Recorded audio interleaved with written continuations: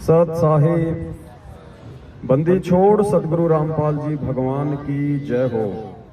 परमपिता परमात्मा सारी सृष्टि के रचनहार, कुल मालिक, असंख्य ब्रह्मांडों के स्वामी, तीनों लोकों में प्रवेश करके सबका भरण पोषण करने वाले एकमात्र जगत गुरु संत श्रोमणी सतगुरु रामपाल जी परमेश्वर जी के चरण कमल में आज दिनांक 17 मार्च 2022 किशनगढ़ साध संगति में दूर दराज से आए हुए हम सभी भाई बहनों की तरफ से परमेश्वर जी के चरण कमलों में कोटि कोटि दंडवत प्रणाम। परमपिता परमेश्वर जी के आशीर्वाद से, उनकी सत प्रेरणा से 3 दिवसीय साध संगति का आयोजन राजस्थान के इस अजमेर जिले के किशनगढ़ में रामनेर की ढाणी के पास भगत रामदेव दास फौजी जी के खेत पे रखा जाना था। सारी तैयारियां हो चुकी थी। गुरुदेव के आशीर्वाद से भगत भाई बहनों के लिए नाश्ते की भी तैयारियां की जा चुकी थी। जो भी जरूरत का सामान था परमात्मा ने इकट्ठा अपने बच्चों को निमित्त बना के करवा दिया था।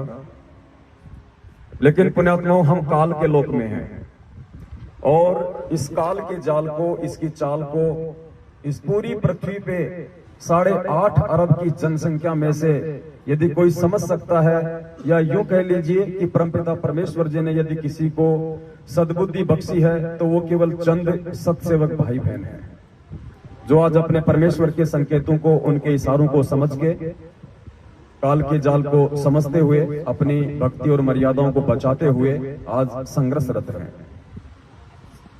और आज जो स्थिति आप और हमारे सामने है, जिन संघर्षों से वो परमपिता परमेश्वर स्वयं लीलामय तरीके से गुजर रहे हैं और उन्हीं के पद चिन्हों पे चलते हुए आज हम उस संघर्ष से गुजर रहे हैं, ये कोई नई बात नहीं है।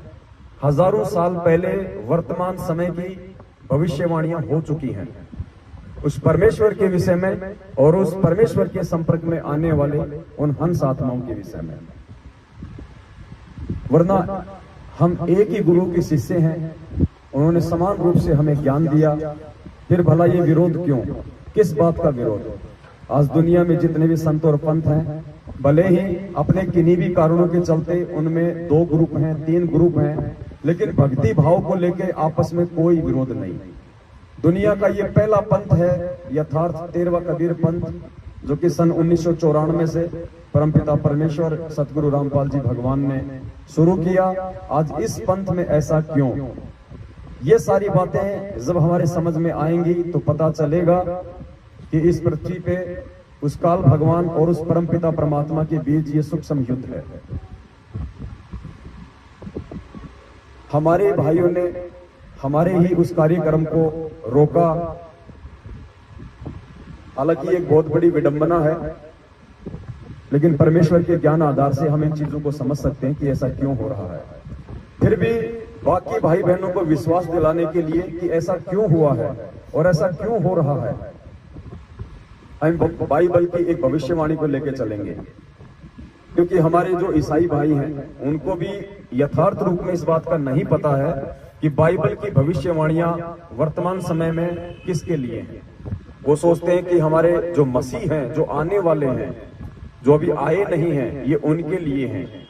लेकिन उन नादानों को नहीं पता है कि वो रियल मसीह, जिसे तुम ईसा मसीह मानते हो और जिसकी उम्मीद में आज तुम रुके हुए हो, वो 8 सितंबर 1951 को गांव धनाना, जिला सोनीपत, हरियाणा में संत रामपाल जी महाराज के रूप में धरती पे प्रकट हो चुका है। और काफी समय से, लगभग 27-28 वर्षों से इस आध्यात्मिक क्षेत्र में अपनी आत्माओं को जगा रहा है। आज आपको बाइबल के एक पास्टर का 8 मिनट का वीडियो है। हालांकि वो ज्यादातर भविष्यवाणियों को लेके ही अपना वीडियो बनाते हैं और बहुत सारे उनके वीडियो इतने सटीक बैठते हैं जो हमें ये विश्वास दिलाएंगे कि आज वर्तमान में सतगुरुदेव जी आप और हमारे को सामने खड़ा करके जो संघर्ष करवा रहे हैं, वो संघर्ष उनके आशीर्वाद बिना संभव नहीं है। ये भविष्यवाणियों के अकॉर्डिंग हो रहा है। आप और हम कोई अपनी मर्जी से नहीं कर रहे ये सब कुछ। ये साध संगति उस परमपिता परमेश्वर के मिशन का एक मुख्य हिस्सा है। ये साध संगतियां 4 युगों में नहीं होती हैं, क्योंकि 4 युगों में परमात्मा ने जीव आत्माओं को इतनी बहुसंख्या में पार नहीं करना होता है। वो मोक्ष का समय नहीं होता है। केवल कलयुग की पिछली पीढ़ी में ही परमात्मा अपने सत्संगों के साथ साथ साध संगतियों की दया बख्शते हैं। गोरखनाथ के समय 650 साल पहले जब परमेश्वर ने ज्ञान गोष्ठी की थी, उस समय परमेश्वर ने अपनी एक वाणी में कहा था कि गुरु का वचन साध की संगत अजर अमर घर पावे, कहे कबीर सुनो रे गोरख हम सबको तत्व लखावे। गुरु का वचन और साध की संगत, गुरु का वचन यानी गुरु का सत्संग, गुरु का उपदेश, गुरु का ज्ञान, और साध की संगत यानी उस गुरु से उपदेश प्राप्त करने के बाद उस गुरु के द्वारा दिए ज्ञान से जो चर्चाएं होंगी, उन चर्चाओं से जो भेद निकल के आएंगे, उस भेद से जब उन जीव आत्माओं के अंदर एक नया विश्वास पैदा होगा, उसको कहते हैं साध संगति। और भी कई जगह परमात्मा ने जिक्र किया हुआ है, साध संगति से भेद जो पाया परमेश्वर रामपाल जी महाराज ने सफल बनाया। साधु संगति पूर्ण पद ज्ञाना, संध्या आरती में भी परमात्मा एक जगह जिक्र करते हैं। एक छोटा सा वीडियो है, बहुत सारे कंसेप्ट आज हमारे वो क्लियर करेगा। आप एक एक पॉइंट को ध्यान से सुनिए।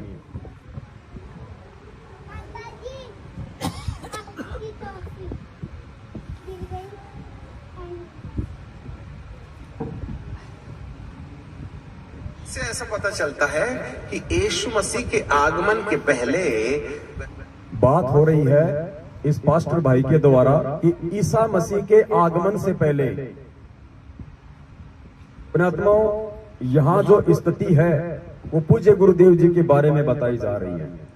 क्योंकि असली मसीह का मतलब होता है मालिक, रब, गॉड, सबका भगवान, उसको कहते हैं मसीह। और ईसा उनका नाम था, लेकिन हकीकत से ये लोग अपरिचित हैं, सृष्टि रचना से ये लोग अपरिचित हैं। इसलिए ये केवल एक तुक्का सा मारते हैं कि हमारे जो ईसा मसीह जी थे वो वापस आने वाले हैं, लेकिन वो तो परमेश्वर ने आज हमें समझा रखा कि कौन वापस आने वाला है। तो इनके एक एक वचन को आप जी ध्यान से सुनिएगा। ये कह रहे हैं कि ईसा मसीह के आगमन से पहले, आगमन बोले तो सतगुरु रामपाल जी भगवान के इसार जेल से बाहर आने से पहले से ऐसा पता चलता है कि यीशु मसीह के आगमन के पहले वह बहुसंख्यक लोगों को वचन के विरुद्ध और आत्मा के विरुद्ध खड़ा करेगा। कौन खड़ा करेगा? काल भगवान। हिंदी में उसे काल भगवान कहते हैं, निरंजन कहते हैं, और ये जो ईसाई भाई हैं ये उसे कहते हैं एंटी क्राइस्ट। क्राइस्ट का मतलब होता है परमात्मा, और एंटी का मतलब उसके विरुद्ध जो खड़ा होगा, एंटी क्राइस्ट, वो है काल भगवान। तो क्या कह रहा है, ध्यान से सुनिए।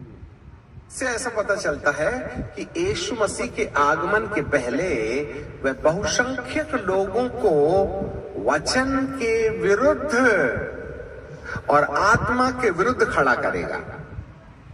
यानी सतगुरु रामपाल जी भगवान के बाहर आने से पहले वो एंटी क्राइस्ट, वो काल भगवान वचन और आत्मा के विरुद्ध लोगों को खड़ा करेगा। वचन यानी पूज्य गुरुदेव जी का ज्ञान, पूज्य गुरुदेव जी के सत्संगों के विरुद्ध लोगों को चलाएगा, गुरु जी के ज्ञान के खिलाफ लोगों को चलाएगा। और आत्मा यानी वो परमात्मा जिन बच्चों को निमित्त बनाएंगे समाज में संदेश देने के लिए साध संगतियों के माध्यम से। तो वो काल भगवान क्या करेगा, एक तो परमात्मा के वचन के विरुद्ध लोगों को खड़ा करेगा, और दूसरा उस परमेश्वर के वचन पे जो सत्सेवक चल रहे होंगे उनको आत्मा कहा है, उन आत्माओं के खिलाफ लोगों को भड़काएंगे, लोगों को खड़ा करेंगे। सतलोक आश्रम मैनेजमेंट हरियाणा वो एंटी क्राइस्ट है, जो आज परमपिता परमेश्वर सतगुरु रामपाल जी भगवान के वचन के खिलाफ सारे कुक्रम भगत समाज से करवा रहा है। और जब हम आत्माएं उनका विरोध करते हैं तो बाकी संगत को वो हमारे विरुद्ध खड़ा करता है। और कोई बड़ी बात नहीं है पुण्यात्माओं, बहुत बड़ी जो घटनाएं हैं वो भी घटित हो सकती हैं आने वाले समय में।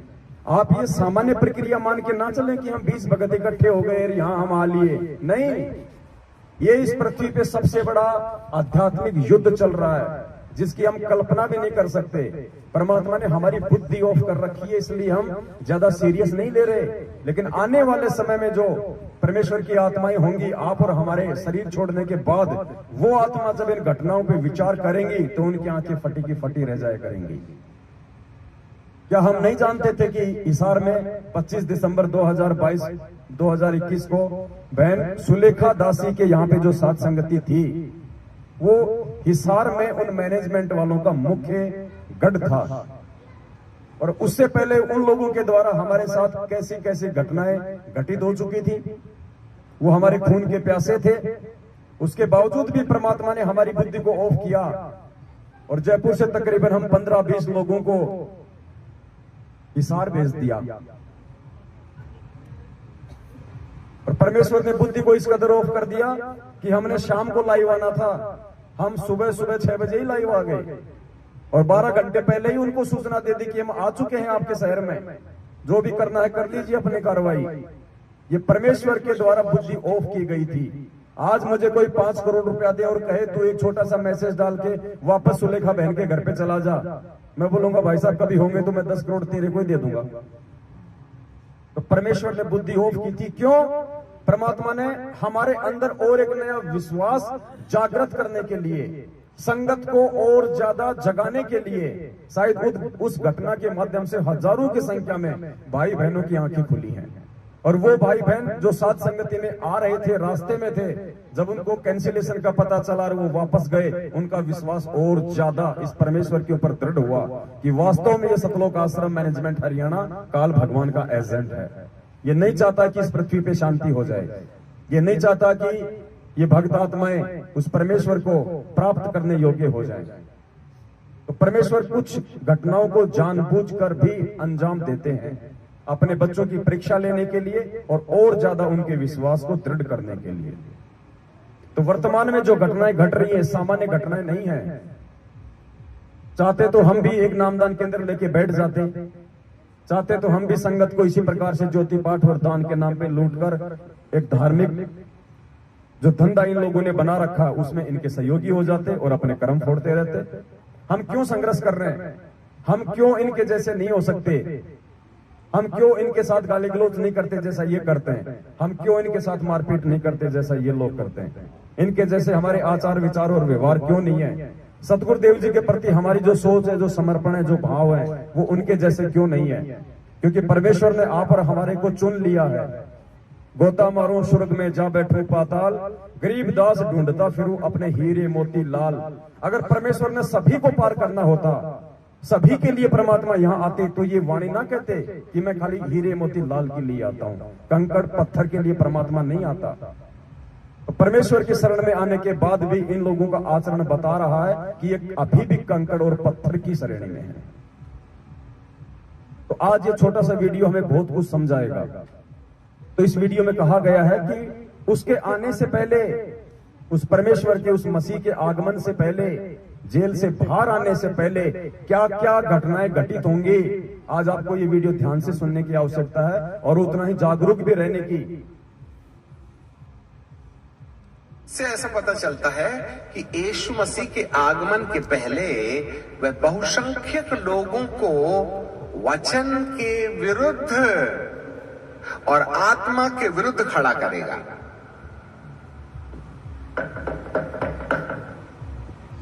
वचन के विरुद्ध और आत्मा के विरुद्ध खड़ा करेगा। अब आगे ये बताएगा कि वचन क्या है और आत्मा क्या है। वचन है वो परमात्मा, वचन है उस परमात्मा का सत्संग, वचन है उस परमात्मा की शिक्षा, और आत्मा वो आत्माएं जो आप यहां बैठे हुए हैं, सत्सेवक जिनको परमेश्वर ने निमित्त बना रखा है, उन आत्माओं के खिलाफ और गुरुदेव के ज्ञान के खिलाफ खड़ा करेगा।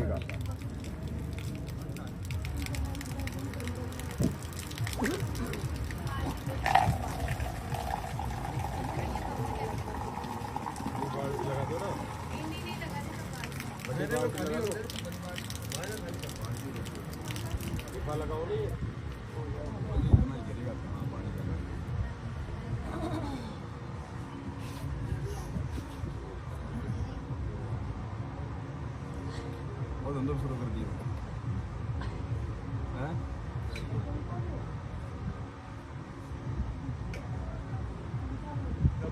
वीडियो ध्यान से सुनना।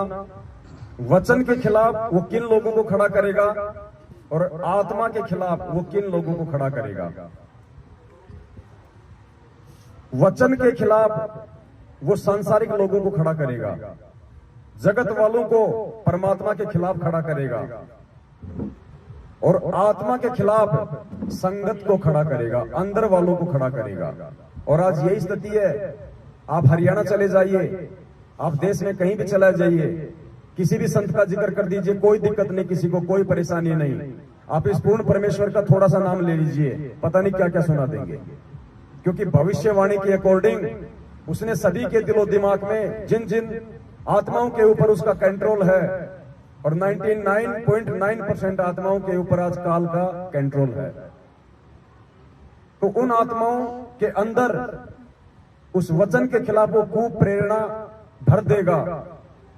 आज इस परमात्मा का नाम किसी को नहीं सुहाता, ये हकीकत है। तो वो जो दुनिया वाले हैं, ज्यादातर संख्या में लोगों को उस वचन के खिलाफ खड़ा कर देगा, संत रूप में आए हुए उस परमात्मा के खिलाफ खड़ा कर देगा, और उस परमेश्वर की संगत को उस आत्मा के खिलाफ खड़ा करेगा, जो आत्मा निमित्त बनके भाई बहनों को जगा रही होंगी। ध्यान से सुनिए। खड़ा करेगा।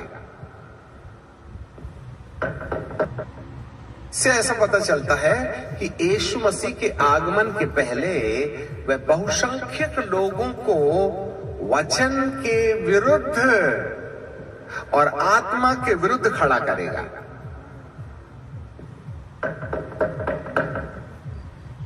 वचन के विरुद्ध और आत्मा के विरुद्ध खड़ा करेगा। वचन के विरुद्ध अन्य जाति लोग खड़े हो जाएंगे और आत्मा के विरुद्ध अंदर के लोग खड़े हो जाएंगे। लिसन मी केयरफुली, क्योंकि बाहर वालों को पवित्र आत्मा के मामले में कोई आइडिया नहीं है। बाहर वालों को पवित्र आत्मा के मामले में कोई आइडिया नहीं, यानी जो जगत वाले हैं उनको सात संगतियों से कोई लेना देना नहीं, उनको सत्सेवकों के विषय में कोई जानकारी, कोई लेना देना नहीं। सत्सेवक और सात संगतियों के विषय में यदि किसी को जानकारी है तो संगत को है, तो वो संगत वालों को खड़ा करेगा सात संगतियों के विरुद्ध। जैसे 700 भक्तों को गुमराह करके अजमेर के एसपी को परसों ज्ञापन देने के लिए उसने खड़ा कर दिया, हिसार में खड़ा कर दिया, मध्य प्रदेश में खड़ा कर दिया 500 लोगों को सात संगति रुकवाने के लिए, क्योंकि संगत वालों को जानकारी है कि वो पवित्र आत्माएं कौन हैं, ये सात संगतियां क्या हैं, ये सत्सेवक क्या है, जगत वालों को नहीं पता है। इसलिए उस पवित्र आत्मा यानी उन सत्सेवकों के खिलाफ वो अंदर वालों को खड़ा करेगा, संगत वालों को, और परमात्मा के खिलाफ बाहर वालों को। वचन के विरुद्ध अन्य जाति लोग खड़े हो जाएंगे और आत्मा के विरुद्ध अंदर के लोग खड़े हो जाएंगे। लिसन मी केयरफुली, क्योंकि बाहर वालों को पवित्र आत्मा के मामले में कोई आइडिया नहीं है। आइडिया तो हम अंदर वालों को है जो विश्वास करते हैं। इसलिए आत्मा की खिलाफत कलीसिया के अंदर होगी और वचन।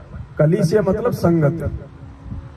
ईसाई धर्म में संगत को कहते हैं कलीसिया। इसलिए आत्मा की खिलाफत कलीसिया के अंदर होगी और वचन की खिलाफत कलीसिया के बाहर होगी। अच्छे से याद रखना, बाइबल के विद्रोह में अन्य जाति लोग बोलेंगे और पवित्र आत्मा के विरुद्ध में कलीसिया के लोग बोलेंगे। इसीलिए बाइबल कहती है कि अंत के दिनों में उसका प्राणघातक घाव अच्छा हो जाएगा। अंत के दिनों में, अब ये अंत का समय चल रहा है, परमेश्वर के आगमन का समय है, ये अंत का समय है। और इस अंत के समय में उस काल भगवान का प्राण घातक हमला तेज हो जाएगा, विस्फोटक हो जाएगा। वो हर संभव कोशिश करेगा उस परमेश्वर के वचन को तुड़वाने का और आत्माओं को भ्रमित करने का। इसीलिए बाइबल कहती है कि अंत के दिनों में उसका प्राण घातक घाव अच्छा हो जाएगा। इससे ऐसे पता चलता है कि पवित्र आत्मा के द्वारा आने वाले बदलाव के विरुद्ध कलीसियाओं के अंदर में बाइबल ज्ञानी विश्वासी कहीं ना कहीं किसी गैर आत्मा के कब्जे में जाकर पवित्र आत्मा का विद्रोह करने लगेंगे।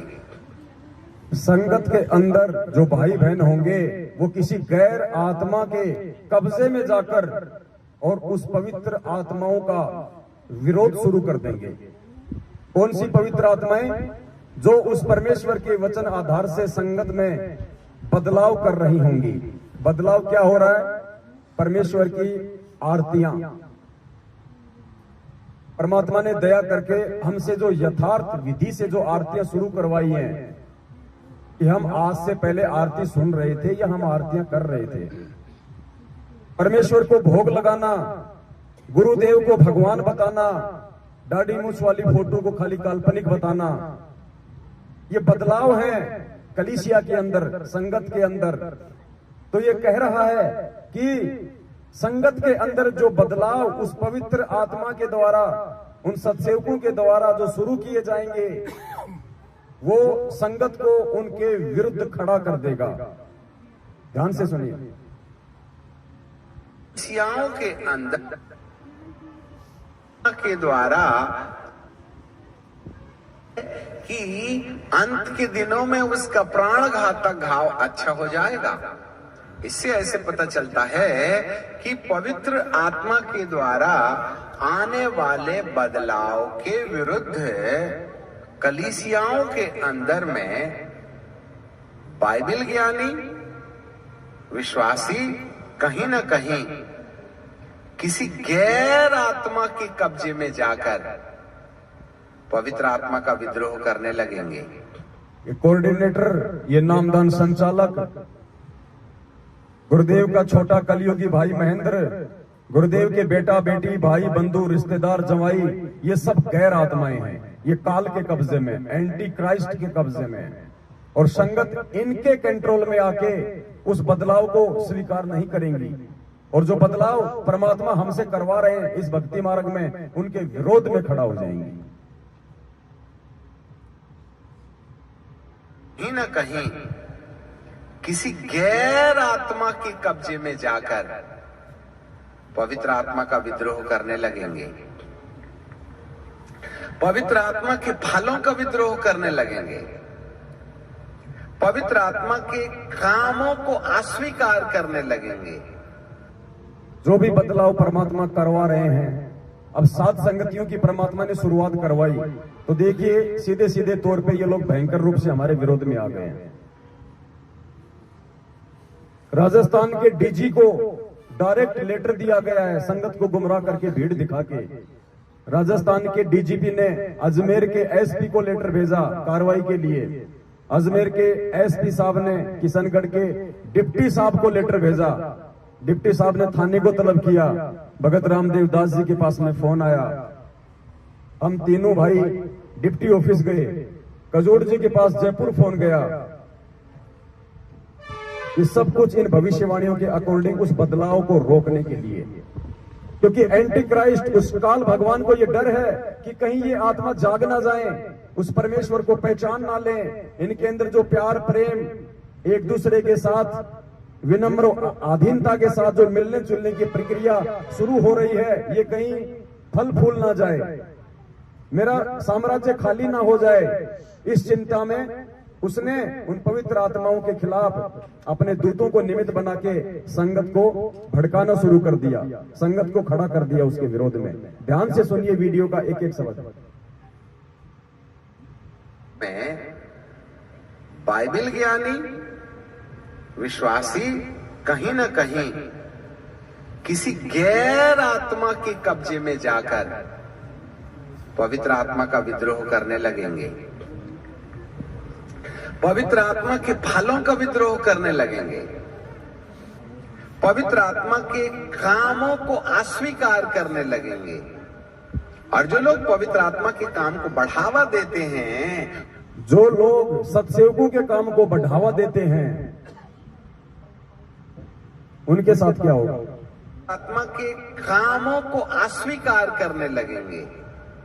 और जो लोग पवित्र आत्मा के काम को बढ़ावा देते हैं, उनके विरुद्ध खड़े हो जाएंगे। That is the work of the demon, the Antichrist.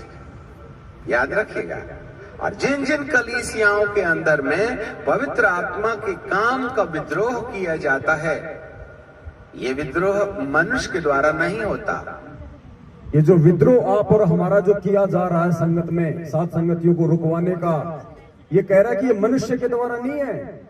कोई ये ना समझे कि वो कोऑर्डिनेटर अपनी तरफ से कर रहा है, वो नामदान संचालक अपनी तरफ से कर रहा है, गुरुदेव के परिवार वाले अपनी तरफ से ये पीले पर्चे निकाल रहे हैं। नहीं, उस काल के दबाव में, क्योंकि इनकी बुद्धि मर्यादा टूटने के चलते उसके कंट्रोल में है। जैसा वो इनको प्रेरणा करेगा, उस आधार से अब ये सारे उल्टे कुक्रम करेंगे। The Antichrist. याद रखिएगा।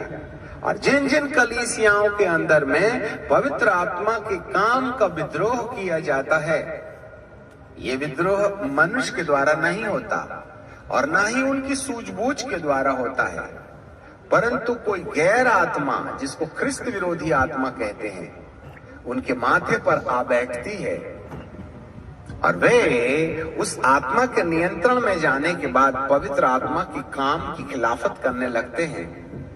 और एक व्यक्ति के अंदर पवित्र आत्मा के काम को जितना ज्यादा बुझाया जा सकता है, अंधकार की सफलता इसी में है।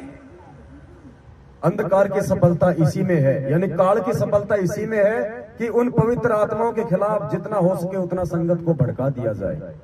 एक भगत को भी यदि सात संगति से दूर कर दिया जाए तो ये कह रहा है कि उस अंधकार का काम हो जाएगा, शैतान का काम हो जाएगा। क्योंकि परमात्मा ने क्या बताया कि ये एक एक आत्मा के लिए लड़ाई लड़ता है। जब कबीर परमात्मा 650 साल पहले मगर से लीला करके सहशरीर सतलोक जा रहे थे, तो काल ने दुर्गा जी को सामने खड़ा कर दिया और क्या कहा परमात्मा ने कि कीन्या मगर पियाना, सतगुरु कीन्या मगर पियाना। कितना परमेश्वर को तोड़ने का काम किया गया, कैसे कैसे लोगों लालच दिए गए, एक आम व्यक्ति समझ के, एक आम साधक समझ के, यानी एक एक आत्मा के लिए पूरी जोर से ये लड़ाई लड़ता है। उस आत्मा के नियंत्रण में जाने के बाद पवित्र आत्मा की काम की खिलाफत करने लगते हैं। और एक व्यक्ति के अंदर पवित्र आत्मा के काम को जितना ज्यादा बुझाया जा सकता है, अंधकार की सफलता इसी में है। Pin point. इसी के विषय में सावधान रहना है कि कोई तुम्हारे अंदर पवित्र आत्मा के काम को न मिटकाए, न प्रेम, न आनंद, न मेल, न धीरज, न कृपा, न भलाई, न विश्वास, न नम्रता और न ही संयम। ये सारे के सारे गुण आज आपको सत्सेवकों में देखने को मिल सकते हैं। हमारे अन्य भगत भाई बहन जो उन दुष्ट आत्माओं के कंट्रोल में हैं, उनमें इनमें से एक भी गुण आपको नहीं मिलेगा। प्रेम, आनंद, मेल। अब आज हम भाई बहन हैं, क्या हमने किसी की जाति पूछी है? क्या हमने कोई किसी को ये कहा कि तुम कहां से आए हो, तुम कौन सी जाति में हो, तुम्हारा क्या गोत्र है, तुम यहां पे कब तक रहोगे? कुछ नहीं पूछते, क्योंकि परमेश्वर ने हमें एक चीज सिखा दी कि जीव हमारी जाति है, मानव धर्म हमारा, हिंदू, मुस्लिम, सिख, ईसाई धर्म नहीं कोई न्यारा। परमेश्वर ने हमारे को प्यार करना सिखाया है, प्रेम करना सिखाया है, एक दूसरे का सहयोग करना सिखाया है। हर संभव कोई भी कोशिश करके इस परमेश्वर के मिशन को आगे बढ़ाया जाए, ये सिखाया है। हमारी तरफ से किसी भी की आत्मा को जरा सी भी ठेस ना लगे, ये परमात्मा ने सिखाया है। तो जो 9 ये गुण हैं, ये केवल आपको सत्सेवकों में देखने को मिलेंगे, साध संगतियों में मिलेंगे। और ये 9 गुण और आत्माओं के अंदर ना प्रवेश हो, इसके लिए वो एंटी क्राइस्ट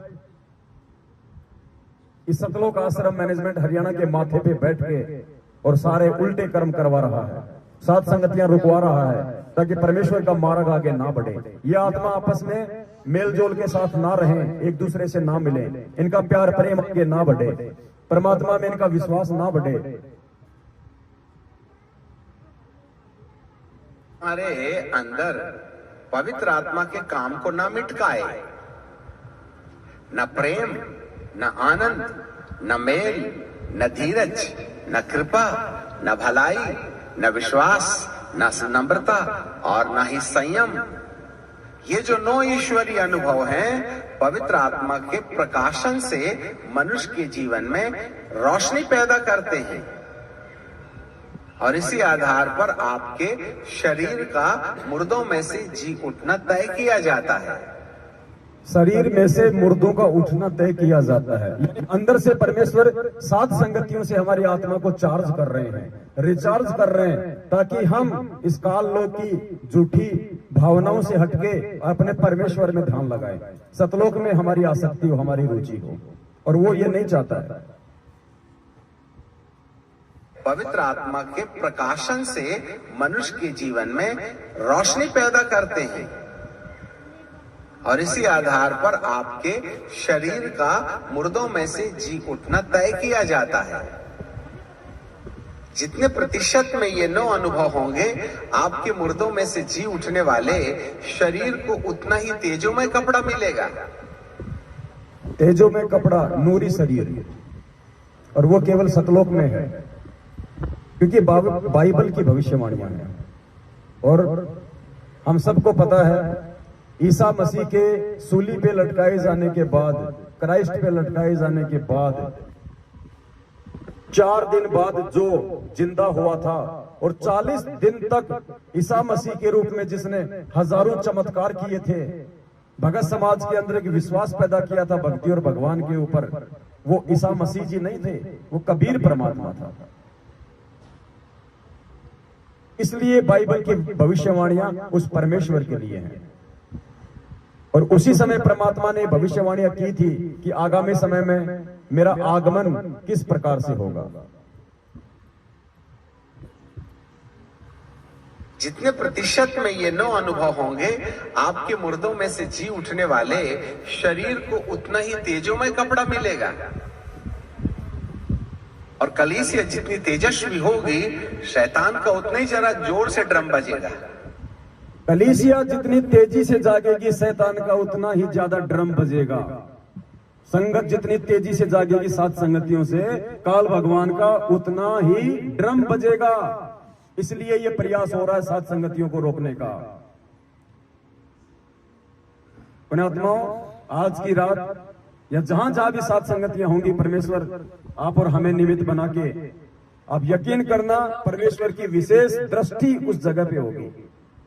खुद परमात्मा की वाणी है कि जहां जन से महिमा सुनूं, वहां मैं गवन करंत, और वो तो नगर अमान है जहां मेरे प्यारे संत। उन पवित्र आत्माओं की बदौलत परमात्मा विनाशकारी समय में उस पूरे क्षेत्र की भी रक्षा करता है। और इस पूर्ण परमात्मा की महिमा वर्तमान में पूरी पृथ्वी पर केवल साध संगतियों के माध्यम से ही गाई जा रही है। और जिन भाइयों को नींद आ रही है, वो थोड़ा सा आगे सुन लीजिए, आगे का वीडियो उनके लिए। कि साथ संगतियों में आके नींद लेना कितना खतरनाक साबित होगा फिर आगे। तेजोमय कपड़ा मिलेगा और कलीसिया जितनी तेजस्वी होगी, शैतान का उतना ही जरा जोर से ड्रम बजेगा। इसलिए आइए और सतरंजी गरम कीजिए और 10 रुपए डालिए और जाइए और चर्च में बैठ के मच्छर मारते रहिएगा।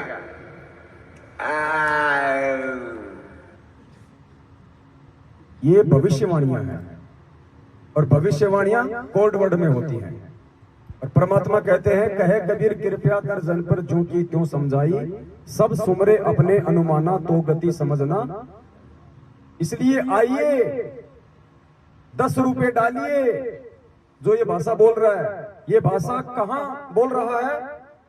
ये नकली आश्रम जो खोल दिए गए हैं, मुंडका, भिवाड़ी, सिंहपुरा, जहां जहां भी गरीबदास जी के बोध दिवस के नाम पे 3 दिन का पाठ रख दिया, कबीर जी के प्रकट दिवस के नाम पे 3 दिन का पाठ रख दिया, कबीर जी के प्रस्थान दिवस के नाम पे 3 दिन का पाठ रख दिया।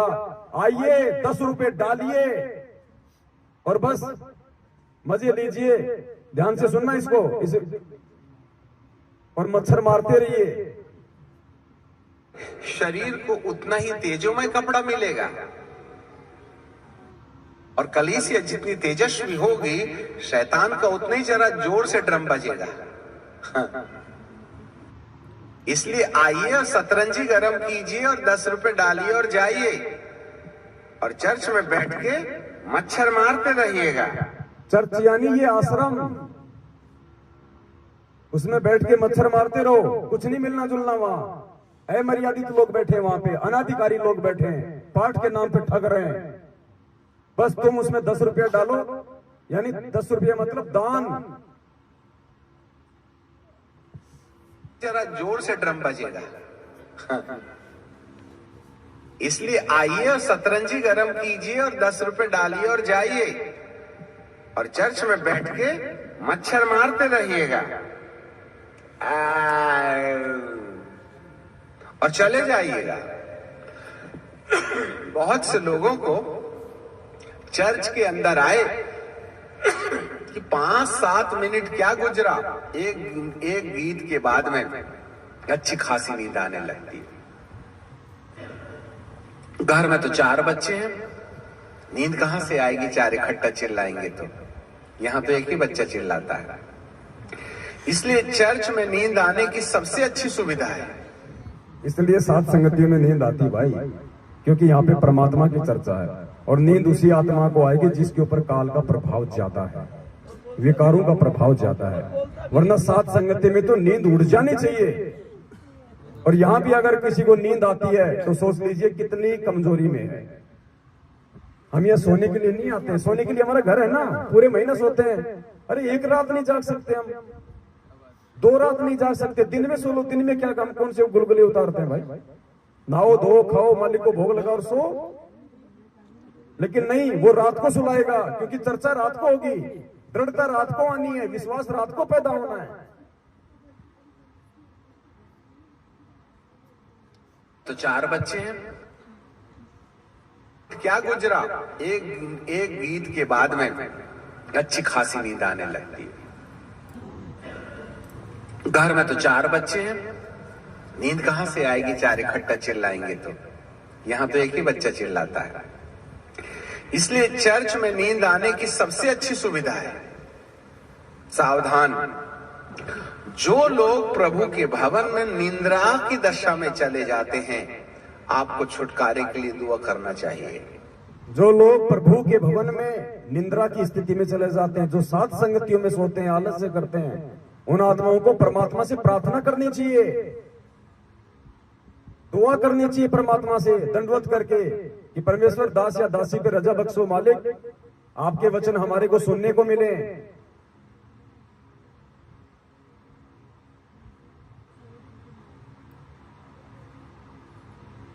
चर्च में नींद आने की सबसे अच्छी सुविधा है। सावधान, जो लोग प्रभु के भवन में निंद्रा की दशा में चले जाते हैं, आपको छुटकारे के लिए दुआ करना चाहिए। क्योंकि जरूर कोई ना कोई ऐसी आत्मा है जो आपकी आंखों को डुबडुबा देती है या मच्छर की ओर ध्यान दिला देती है। एंटी क्राइस्ट कोई काला पीला नीला हरा गोली आदमी नहीं है काल एंटी क्राइस्ट कोई काला पीला नीला हरा आदमी नहीं है। और परमात्मा ने क्या कहा? वो वस्तुओं के माध्यम से प्रकट होता है।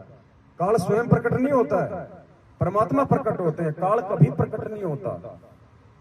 2 व्यक्तियों के बीच में पैसों के लेके झगड़ा हो गया, वो पैसे के रूप में प्रकट हो गया। अच्छी खासी मालिक के साथ संगति हो रही थी, ऊपर से पानी का धार कूद पड़ी, वो पानी की धार के रूप में प्रकट हो गया। हमारा ध्यान आकर्षित ना हो पाए शब्दों पे, चर्चा में विघन डालना, वो ऐसी घटनाओं के माध्यम से वो प्रकट होता है। नींद आ जाएगी, वो निंद्रा के माध्यम से हो गया प्रकट। इसीलिए गुरु जी क्या कहते हैं, इस तन में मन मूर्ति देखो।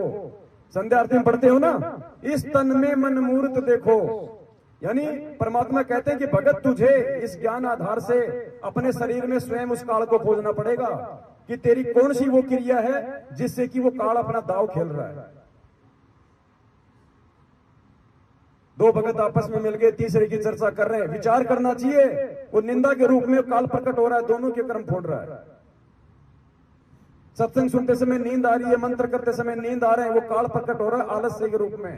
इस तन में मन मूर्त देखो, क्योंकि शरीर में है ना काल का वास, परमात्मा का भी इसी में वास है।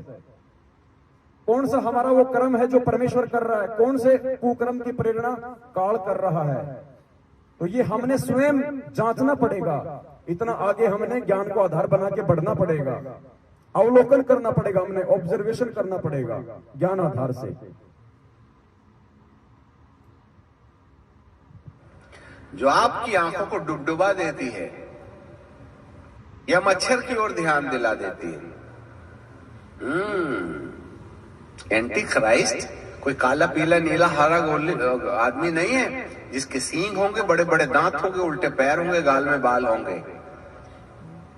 वरन व्यक्ति वस्तु स्थिति के अंदर में वह हमें पवित्र आत्मा की प्रति बेपरवाह लापरवाह करके आपके जीवन के अंदर में ईश्वरीय आचरण नहीं आना चाहिए, इस प्रयास में वो लगा रहेगा, जिससे कि तुम्हारा पुनरुत्थान ना होवे, जिससे कि तुम्हारा पुनरुत्थान ना होवे। Hallelujah, praise the Lord. यही है ख्रिस्त विरोधी आत्मा। सावधान रहो, धार्मिकता का त्याग हो जाएगा। अर्थात जब लोग वचन के अनुसार चलने से अपने आप को इनकार कर देंगे, जब लोग वचन के अनुसार चलने से अपने आप को इनकार कर देंगे। आज 90% संगत जो मैनेजमेंट के कब्जे में है, उन्होंने इनकार कर दिया है गुरुजी के ज्ञान आधार से चलने से, गुरुजी के वचन अनुसार चलने से। कब कहा परमात्मा ने दोगली राजनीति करो, कब कहा परमात्मा ने आरक्षण के लिए लोगों की लड़ाई में उनका साथ दो, कब कहा परमात्मा ने गैंगस्टरों की सीबीआई जांच का साथ दो, उनकी रैली और धरनों में जाओ, उनको 5-5 लाख रुपए का चंदा दो। कब कहा परमात्मा ने आरक्षण में 16-16 लाख का चंदा दो।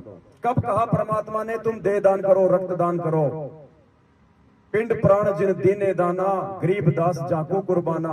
गरीबदास जी कह रहे हैं कि नालायक, तुझे खुद ये पिंड ये प्राण उस परमात्मा ने दान में दिया है, और दान में दी गई वस्तु को दान करने का तेरा कहां अधिकार है। लेकिन वो भटकाएगा, वो भरमाएगा, वो शंका पैदा करेगा, वो तोड़ेगा, उसका यही काम है।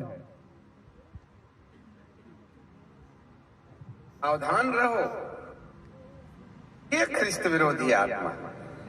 सावधान रहो, धार्मिकता का त्याग हो जाएगा। अर्थात जब लोग वचन के अनुसार चलने से अपने आप को इनकार कर देंगे, यह वह दबाव होगा जो इस ख्रिस्त विरोधी आत्मा के द्वारा हमारे मन के अंदर डाला जाएगा। इस विषय में सावधान रहना है। जी हाँ, जो उस कृष्ण विरोधी आत्मा के कंट्रोल में हो जाएगा, कह रहा है कि उसमें धार्मिकता का त्याग हो जाएगा। आज हमारे 90% भगत भाई बहनों में धार्मिकता का त्याग होता जा रहा है। ना वो गुरुदेव को भोग लगाते हैं, ना वो धार्मिक भंडारों में सहयोग करते हैं, ना वो अपना 5वां यज्ञ पूरा कर रहे हैं, ऊपर से उल्टे कुकर्म करवा के उनकी मर्यादा तोड़वाई जा चुकी है। तो धार्मिकता को उन आत्माओं के अंदर से काल भगवान के द्वारा धीरे धीरे नष्ट किया जा रहा है, ताकि उनका पुनरुत्थान ना हो जाए। पुनरुत्थान का मतलब, एक बार परमात्मा 650 साल पहले आए थे, हमें मिले थे, हम अपना उत्थान नहीं कर पाए, नहीं करवा पाए। आज हमारे को परमात्मा ने पुनः मौका दिया उत्थान का, पुनरुत्थान का, क्योंकि भविष्यवाणियां तो पिछली पीढ़ी के लिए है ना। तो आज हमारा पुनरुत्थान होना है, और वो नहीं चाहता कि इनका पुनरुत्थान हो, ये आगे बढ़े। जो इस ख्रिस्त विरोधी आत्मा के द्वारा हमारे मन के अंदर डाला जाएगा। इस विषय में सावधान रहना है। जी हाँ, अब आपके पास एक प्रश्न है, हम में से कितने ऐसे हैं वो वचन की आज्ञाओं को ध्यान रखते हैं? नंबर 2, नंबर 1, हम में से ऐसे कितने हैं जो वचन की आज्ञाओं का ध्यान रखते हैं? सिर्फ सत्सेवक हैं, बाकी तो सब गुरु जी का वचन तोड़ के बैठे हैं, कोई ध्यान नहीं रखता ना। पीला पर्चे में आ गया, बीजेपी को तो बीजेपी के पीछे, कांग्रेस को तो कांग्रेस के पीछे। कौन वचन को ध्यान रख रहा आज? सत्सेवक।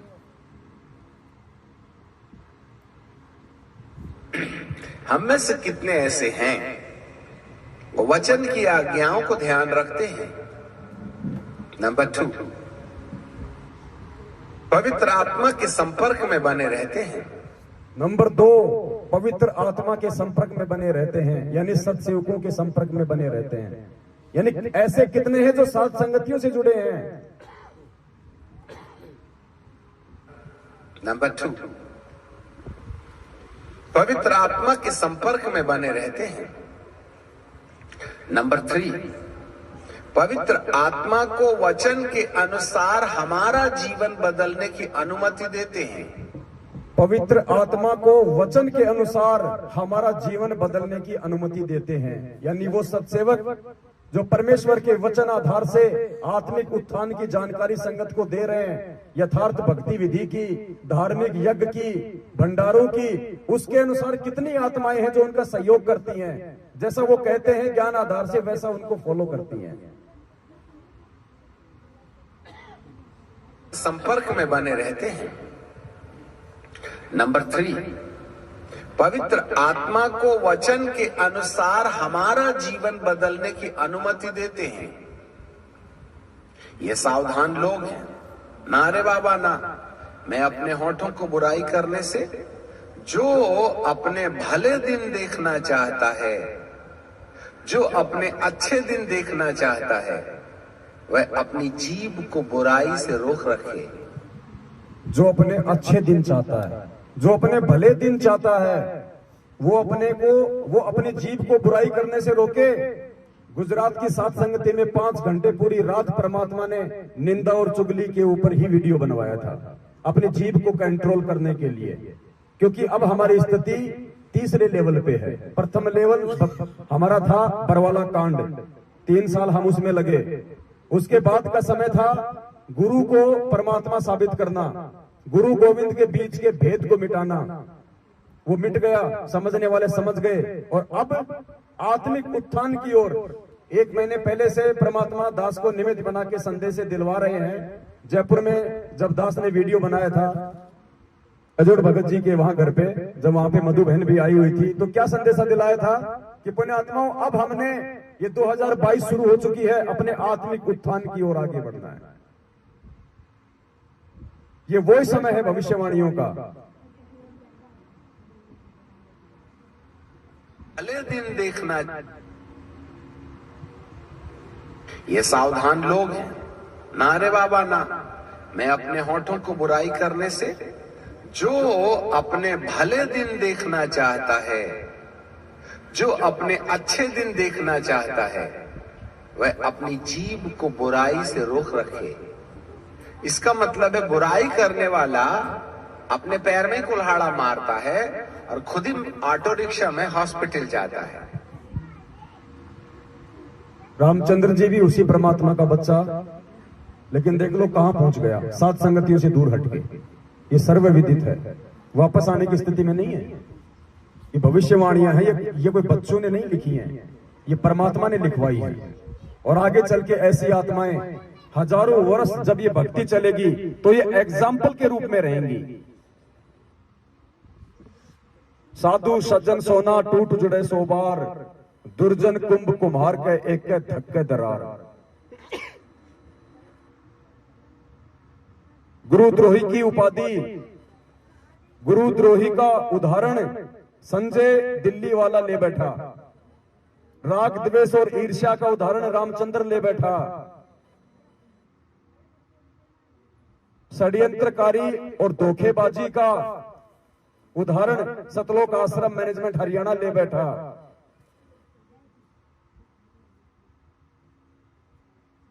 देखना चाहता है, जो अपने अच्छे दिन देखना चाहता है, वह अपनी जीभ को बुराई से रोक रखे। इसका मतलब है बुराई करने वाला अपने पैर में ही कुल्हाड़ा मारता है और खुद ही ऑटो रिक्शा में हॉस्पिटल जाता है। आप खुद ही अपनी टांग काट डालते हैं। बुरा दिन देखना है तो खूब बुराई करो, और भले दिन देखना है तो जीभ को बुराई से रोक रखो। वो क्या करता है, हमारे दिमाग के अंदर में ख्रिस्त विरोधी आत्माएं एक दूसरे की लांछन करने के लिए हमको प्रेरणा देता है। इसकी टीका उसकी बदी, ये लोभ वो लालच, ये झगड़ा वो झांसा, ये बीड़ी वो तमाकू, ये दारू वो झगड़ा। इस प्रकार की टेंडेंसी पैदा करने के पीछे इन तमाम दुरात्माओं का हाथ है। और ये जो दुष्ट आत्माएं हैं, मनुष्य के जीवन के अंदर इस प्रकार का व्यवहार इसलिए उत्पन्न करती हैं कि आपका दूसरे आगमन में पुनरुत्थान रुक जावे। क्यों करते हैं ये लोग ऐसा? क्यों रामचंद्र जी ऐसा कर रहे हैं? क्यों संजय दिल्ली वाला ऐसा कर रहा है? क्यों मैनेजमेंट आज ऐसा कर रहा है? सबसे बड़ा रीजन क्या बताया भविष्यवाणी में? ध्यान से सुनना इस शब्द को। मनुष्य के जीवन के अंदर इस प्रकार का व्यवहार इसलिए उत्पन्न करती हैं कि आपका दूसरे आगमन में पुनरुत्थान रुक जावे। आपका दूसरे आगमन में भी पुनरुत्थान रुक जाए। पहला आगमन परमात्मा का 650 साल पहले, दूसरा आगमन आज। पहले हम उत्थान नहीं कर पाए, आज मौका है पुनरुत्थान का। वो कह रहा है कि उस परमेश्वर का दूसरा जो आगमन है पिछली पीढ़ी में, संत रामपाल जी भगवान के रूप में, उस समय भी तुम्हारी आत्मा का उत्थान रुक जाए। इसके लिए आत्मा को तोड़ने के इतने ये प्रयास हो रहे हैं। और ये जो दुष्ट आत्माएं हैं, मनुष्य के जीवन के अंदर इस प्रकार का व्यवहार इसलिए उत्पन्न करती हैं कि आपका दूसरे आगमन में पुनरुत्थान रुक जावे, जिससे कि आप ऊपर जाने के बजाय इसके साथ नीचे जाने के लिए तैयार हो जाए। अच्छे से याद रखिएगा, ये पाप का पुरुष हमारे तुम्हारे जैसा काला कपड़ा पहन के और ऐसा पूरा पल्लू ढांक लेगा, ऐसा वाला नहीं है। आप और हमारी तरह ये मनुष्य रूप में नहीं है, ये घटनाओं के रूप में है, ये प्रेरणाओं के रूप में है।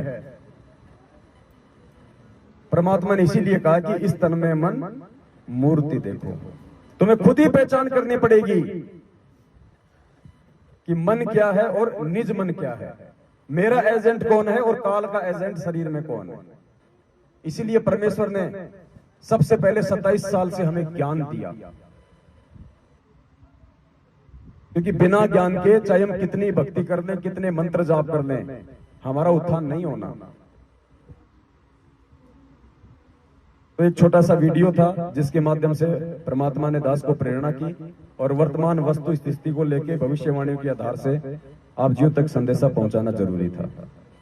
आज दास केवल यहीं तक ही निमित्त रहेगा और बाकी भाई बहन जो आए हुए हैं दूर दराज से, और उनसे भी दास निवेदन करेगा कि आप देखो, हम सब परमात्मा के बच्चे हैं, समान रूप से परमात्मा ने सबको ज्ञान दिया है। ठीक है, कुछ पिछले संस्कारों की वजह से किन्हीं आत्माओं को परमात्मा उनकी बुद्धि का थोड़ा सा वॉल्यूम खोल देता है, कोई बड़ी बात नहीं है, लेकिन ज्ञान परमात्मा ने सबको समान रूप से दिया है। हम सबको बोलना भी आना चाहिए, हम सबको आपस में खुल के बातें करना भी आना चाहिए। हम अपने बाप के विषय में बात करने से समझाएं, शर्माएंगे, घबराएंगे, क्या होगा? निंदा चुगली हमने किसी की करनी नहीं, ना हम किसी की करते, परमात्मा की महिमा गाते हैं। परमेश्वर के ज्ञान आधार से सत्संगों को सामने रख के अपने आत्मिक उत्थान की ओर आगे बढ़ते हैं। हम कैसे एक नेक भगत बने, हम कैसे एक नेक इंसान बने, हमारे अंदर जो गुण उत्पन्न परमात्मा करना चाहता है वो कैसे उत्पन्न हो, एक दूसरे से हम यही तो सीखने आते हैं यहाँ पे। अब देखो, यहाँ कोई किसी का झगड़ा नहीं, कोई राग द्वेष नहीं, कोई किसी की निंदा चुगली नहीं, तीसरे की यहाँ कोई बात नहीं करता, प्रेम से भंडारा करते हैं, भगवान को भोग लगाते हैं, आपस में मिलकर भगवान की चर्चा करते हैं, प्यार प्रेम से अपने अपने घर पे चले जाएंगे। कितने प्यार से भाई ने आपके लिए 2-2 हलवाई बुलाकर बूंदिया उतारे थे, इतने खुश हो रहे थे उस दिन। और क्या कहा इन्होंने कि अगर उस भगवान का भगत प्रसन्न हो गया तो समझ लेना भगवान प्रसन्न हो गया। और जब कैंसिल हुआ, रात को भगत जी रोए वहां पे, आत्मा दुखाई है। ये इनके नीचे गिरने के कर्म हैं। और इसी प्रकार से परमात्मा हमें ऊपर उठाएंगे धर्म की बेल के सहारे। संगत में जो चर्चाएं हो रही हैं, ये कोई आम बात नहीं है। दास को तो पहले से इन सब बातों का मालूम है, लेकिन परमात्मा किन्हीं भाइयों को निमित्त बना के फिर उस बात को भी सामने लेके आ जाते हैं। आने वाले समय में हमारे को इस कदर सावधान रहना है। सबसे पहले तो आपने किन्हीं एक या दो व्यक्तियों को देख के नहीं चलना भक्ति मार्ग में। अगर परमात्मा किसी को निमित्त बना रहे हैं आप जियों को समझाने के लिए, क्योंकि सबको समझ नहीं होती है, परमात्मा किसी न किसी को खड़ा करते ही करते हैं, तो खड़ा करने वाले से हमारे को विरोध नहीं करना चाहिए। जितना उसके पास माल मटेरियल हमारे हित का है वो ले लेना चाहिए। हम अपने बच्चे को स्कूल भेजते हैं, वो टीचर घर जाके अपनी पत्नी को पीटता है, शराब पीता है, मांस खाता, हमने कभी ध्यान दिया इस बात पे? वो हमारे बच्चों को सही पढ़ा रहा है, बस बात खत्म। लेकिन यहां हम क्या करते हैं, एक दूसरे की बुराई खोजने का ज्यादा प्रयास करते हैं। हमारे जीवन में कोई बदलाव हो, ऐसी उसके पास क्या चीज है उसकी तरफ ध्यान भी नहीं जाता। तो आपने सिवाय अपने परमात्मा के और परमात्मा के ज्ञान के और अपनी भक्ति के चौथे पे डिपेंड नहीं रहना। जब तक हम कुछ एक सत्सेवक भाई बहन आपकी सेवा में हैं तब तक हैं। जिस दिन हमारा काम पूरा हो जाएगा परमात्मा हमें नीचे बैठा देगा, हमारी सेवा समाप्त। हमेशा थोड़े ना आपको एक दूसरे की पूंछ पकड़ के परमात्मा चलवाएगा।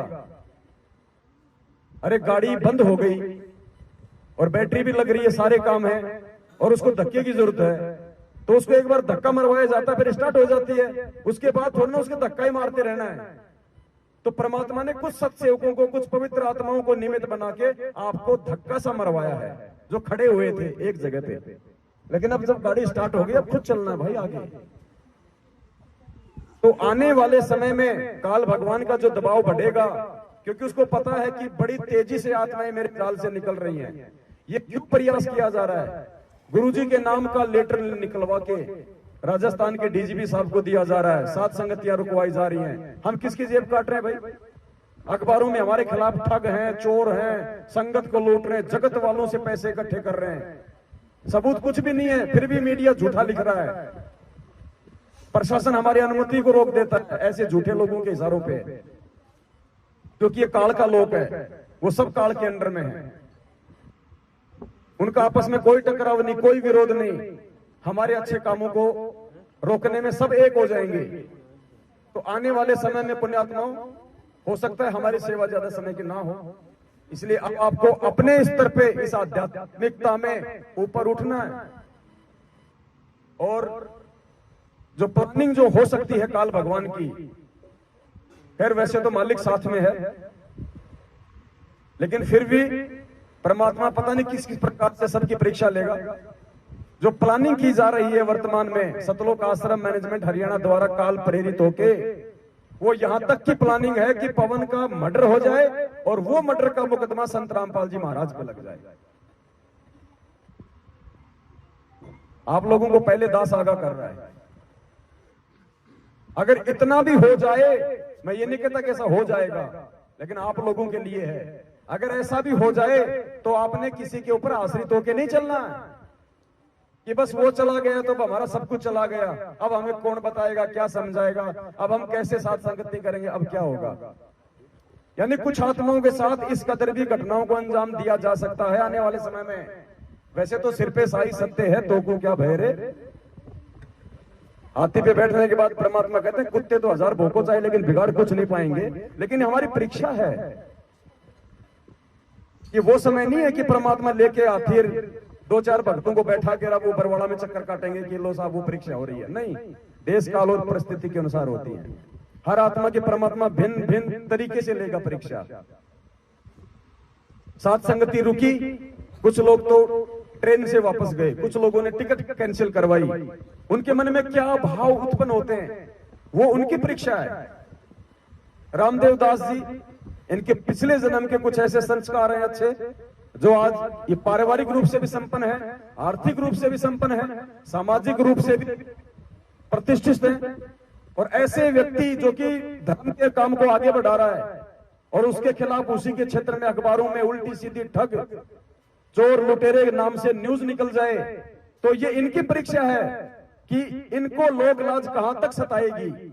ये क्या सोचते हैं कि भाई बंधु भी, क्योंकि सब हमारे विरोध में है ये ज्ञान लेने के बाद, और न्यूज तो आएगी तो छानी रहती नहीं, बुराई तो सबसे ज्यादा और सबसे पहले फैलती है। रिश्तेदारों के पास जाएगी, वो चार को बताएंगे, अरे देखो रे वो महात्मा बन रहा था, देखो क्या काम कर रहा है। तो इनके अंदर क्या भाव प्रकट होते हैं, ये इनकी परीक्षा है। हर आत्मा की परीक्षा है, परमात्मा अलग अलग तरीके से लेता है, और जब तक परमात्मा सारे हमारे विकार समाप्त नहीं कर देगा, हम भगत की श्रेणी में नहीं है। इसलिए मालिक कहते हैं, लोक लाज मर्याद जगत की तृण जो तोड़ बगावे, जब कोई राम भगत गति पावे। तो ये इनकी लोक लाज की परीक्षा ले रहा है परमात्मा। वो परीक्षा ले ली, साथ में भगत की सेवा लगा दी। अब बताओ कहां रुक गई साथ संगति। ये तो 12 तारीख से चल रही है और 30 तारीख तक चलेगी, कहां रुक गई साथ संगति बताइए। खाली जगह तो चेंज हुई है। तो परमात्मा हमारे साथ में भाई, ये हमारे को विश्वास हो जाना चाहिए, और इससे बढ़ के विश्वास ये हो जाना चाहिए कि धरती पे खुद परमात्मा प्रकट है। वैसे तो कल पूरी रात साथ संगति चली थी, परमात्मा के आशीर्वाद से कुछ बातों का खुलासा हो गया था, फिर भी कुछ नए भाई बहन हैं, थोड़ा सा क्योंकि वीडियो अभी हमने डाले नहीं है, कुछ पाबंदियां हैं, इसकी वजह से साथ संगति समाप्ति के बाद ये सारे वीडियो डाले जाएंगे। तो भाई धरती पे परमात्मा प्रकट है।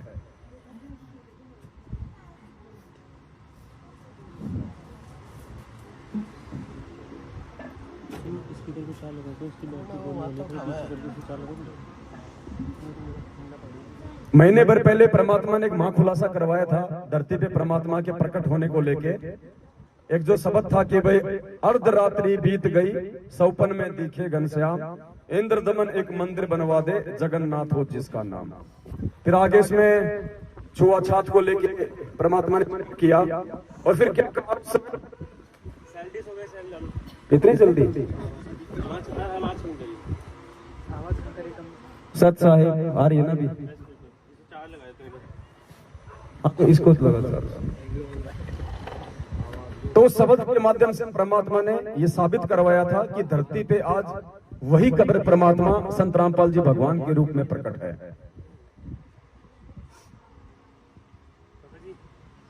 वॉल्यूम ऊपर से कम होती है, नीचे से क्यों करने का काम, क्यों करने का,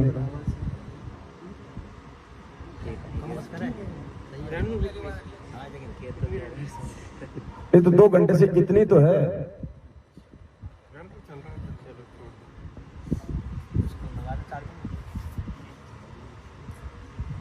तो उस शब्द के माध्यम से परमात्मा ने यही तो विश्वास दिलाया था कि मैं कोई और नहीं हूं भाई।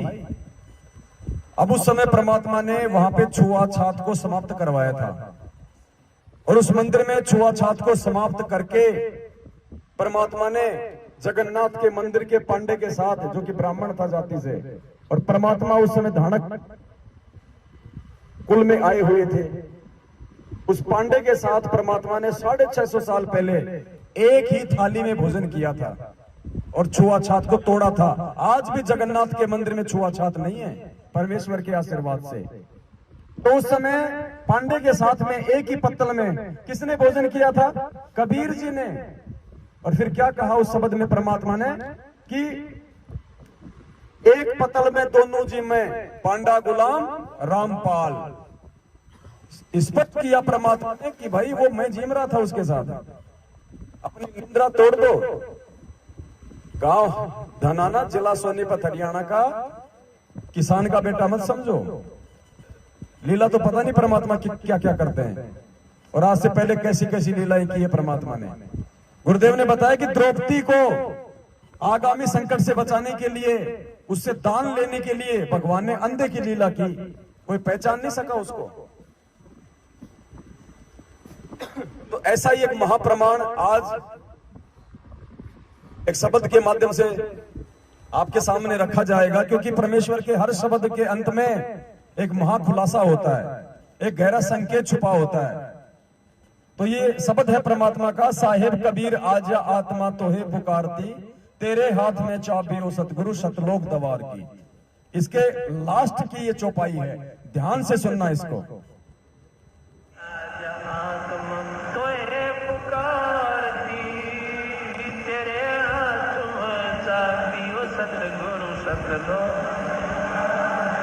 गोरखनाथ रिद्धि सिद्धि में फूला नहीं समाव, मुर्दे तक को जीवित करते काल भक्ति दरडावे।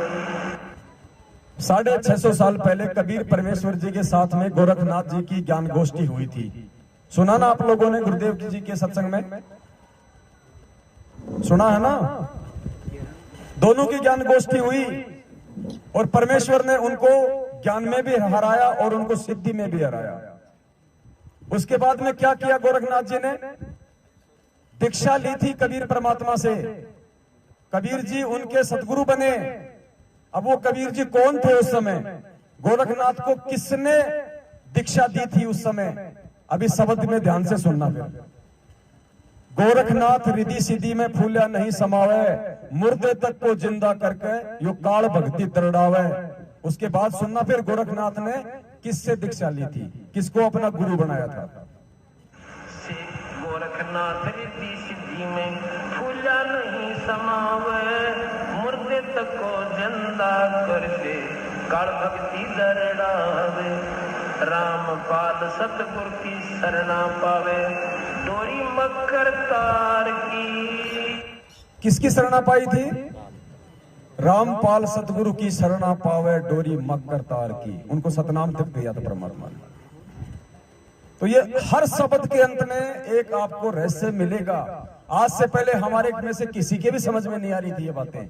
हम हजारों बार इन शब्दों को सुन चुके थे, आज भी सुन रहे थे, लेकिन ना मेरे समझ में आ रही थी ना आपकी समझ में आ रही थी, क्योंकि परमात्मा ने हम सबकी बुद्धि ऑफ कर रखी थी। जब वो ठीक का समय नहीं आता, परमात्मा बुद्धि ओपन नहीं करता। आज जितने भी आध्यात्मिक रहस्य परमात्मा ने पिछले समय से प्रकट करवाए हैं, ये आज ही क्यों करवाए सारे? क्योंकि वो समय आ गया कि हम इस परमात्मा की पहचान कर लें। अंत निकट है, फिर समय नहीं रहेगा, और इसकी पहचान हुए बिना इसके ऊपर विश्वास नहीं हो पाएगा, और विश्वास के बिना भक्ति नहीं चलेगी, और भक्ति नहीं होगी तो विनाशकारी समय में हमारा बचाव कहां से होगा? कहे कबीर सुनो भाई साधो मैं तो हूं विश्वास में। ये नहीं कहा परमात्मा ने कि कहे कबीर सुनो भाई साधो मैं तो हूं सतनाम में, मैं तो हूं प्रथम नाम में, मैं तो हूं सार नाम में। परमात्मा कहते हैं ये मेरे नाम उसी समय काम करेंगे जब तू मेरे ऊपर विश्वास करेगा कि ये भगवान है। और गोरखनाथ ने इतना सब कुछ देखने के बाद भी धोखा खा लिया। गुरुदेव ने कहा कि उसको विश्वास तो हो गया, लेकिन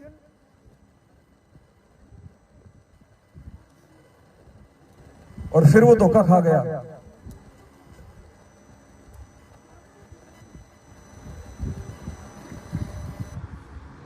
बोलो सतगुरुदेव की जय हो।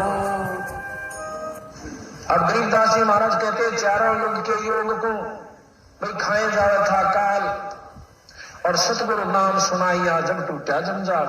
कबीर साहब ने नाम दिया जब उसका झंझट मिटा गोरखनाथ जी का, कि गोरखनाथ जी चारों युग में योगी रहा।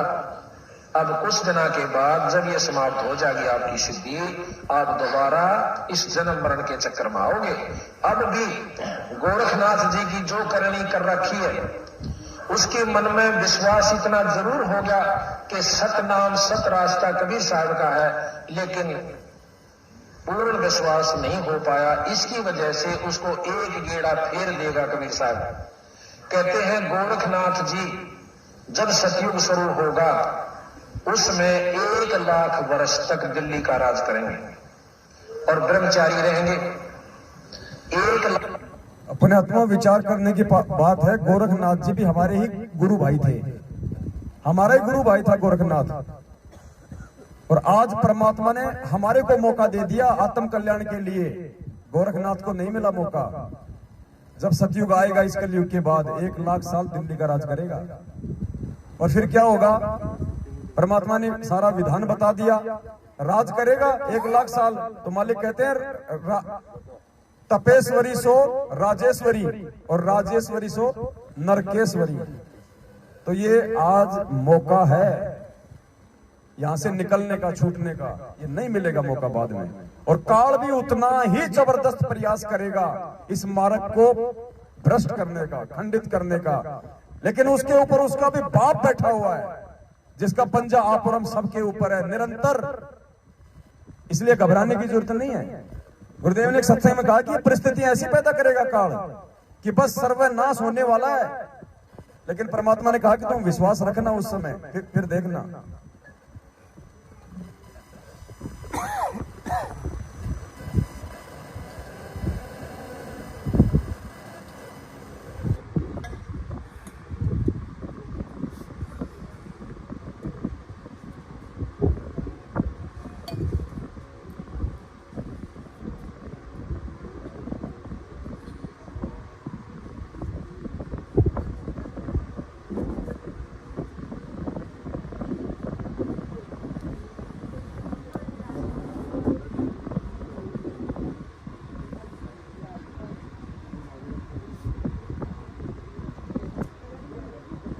देखो क्या कह रहे हैं परमात्मा। इतना विश्वास करना पड़ेगा गुरुदेव पे।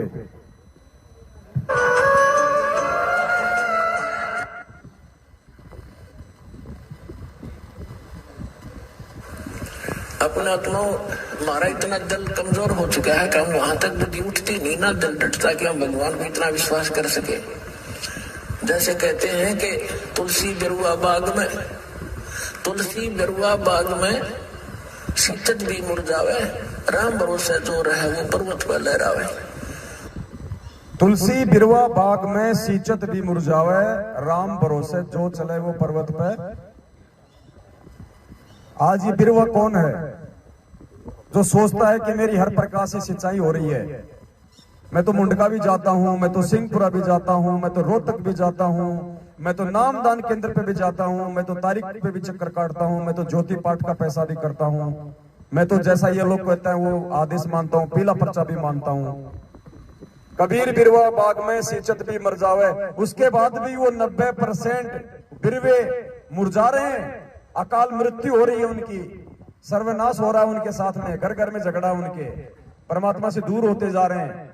तो कहते कबीर बिरवा बाग में सींचत भी मुरझावे और राम भरोसे जो चले वो पर्वत पे। आप और हम हैं जो अपने सदगुरु के भरोसे चल रहे हैं, राम के भरोसे चल रहे हैं। हम ना तो नामदान केंद्र पे जाते, ना हम फर्जी आश्रमों में जाते, ना हम किसी को ज्योति पाठ और दान का पैसा देते, ना हम किसी के पीले पर्चे मानते, और फिर भी परमात्मा दिन दोगुनी रात चौगुनी हमारे को आध्यात्मिक और सांसारिक बरकत दे रहा है। क्यों? क्योंकि हम राम भरोसे हैं। अपना तो हमारा इतना दिल कमजोर हो चुका है कि हम वहां तक बुद्धि उठती नहीं ना, दिल डटता कि हम भगवान को इतना विश्वास कर सके। जैसे कहते हैं कि तुलसी बिरुआ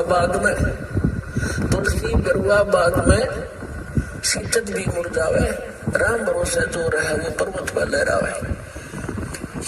बगीचे के अंदर बूटा लगा दिया, पौधा लगा दिया, सिंचाई करते करते खत्म हो जाता है, मुरझा जाता है। राम भरोसे पर्वत के ऊपर कोई संभालने वाला नहीं, कोई सिंचाई करनिया नहीं। कहते राम भरोसे जो रहे पर्वत पर लहरावे।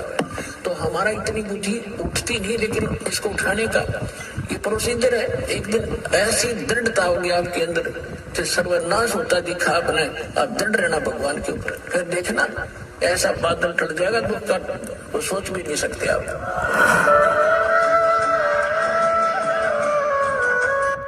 तो बात यहाँ पे आती है दृढ़ता की, और ये दृढ़ता बिना विश्वास के नहीं आ सकती, और ये विश्वास बिना सतगुरुदेव जी के सत्संगों के नहीं आ सकती, और बिना साध संगति के ये सत्संग समझ में नहीं आ सकते। ये परमेश्वर का ज्ञान गीता जी से भी ज्यादा कोडवर्ड में है। अगर इतना आसान होता तो गरीबदास जी का ग्रंथ यही था 3 साल से, हर कोई उसको खोल के बैठ जाता। किसी ने एक वाणी का शरणार्थ भी ढंग से नहीं किया आज तक। तो भाई ये परमात्मा है जो आप और हमें मिला हुआ है। अब इतना ज्ञान देने के बाद, शिक्षित करने के बाद, पिछली पीढ़ी में जन्म देने के बाद, अब ये खुल के छाती फाड़ के नहीं दिखाएगा हनुमान की तरह कि मैं ही हूं। इतनी बुद्धि विवेक हमारे अंदर भी होनी चाहिए। अब